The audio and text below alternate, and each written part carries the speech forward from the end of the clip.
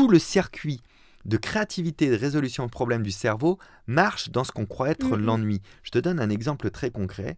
Combien de fois dans ta vie t'es sorti des toilettes quand t'as pas ton téléphone ou de ta douche par exemple en te disant « Tiens, je viens de penser à quelque chose ». Ouais, c'est vrai. Parce que je pensais à un truc qui vient justement parce que tu étais dans un environnement neutre, Mm. tu n'étais pas sollicité dans ton circuit de l'attention et circuit de la récompense, et donc ton cerveau, il a fait ce qu'il sait faire de mieux, c'est-à-dire prendre toutes les données ambiantes, inconscientes, chercher de la résolution à des problèmes que tu t'es même pas posés, et connecter ensemble des données un peu étranges, et pop, ça fait des chocs à pic, non, mais ça fait des nouvelles idées, ça fait des choses créatives, et c'est comme ça que les idées naissent.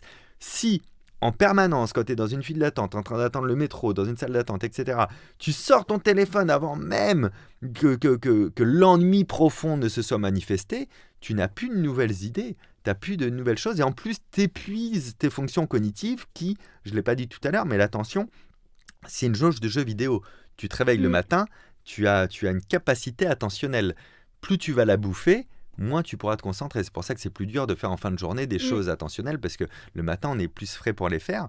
Si quand tu es frais pour les faire, tu offres toute cette attention à tes réseaux sociaux ou à l'information d'une manière générale, bah forcément, quand tu vas vouloir faire le truc un peu deep que tu voulais faire pour toi, t'as plus la ressource, t'as plus le mana. C'est un jeu, c'est comme Zelda, sauf qu'il n'y a pas des potions d'attention, quoi. Si, il y a la sieste, 20 minutes de sieste, ça pourrait recharger.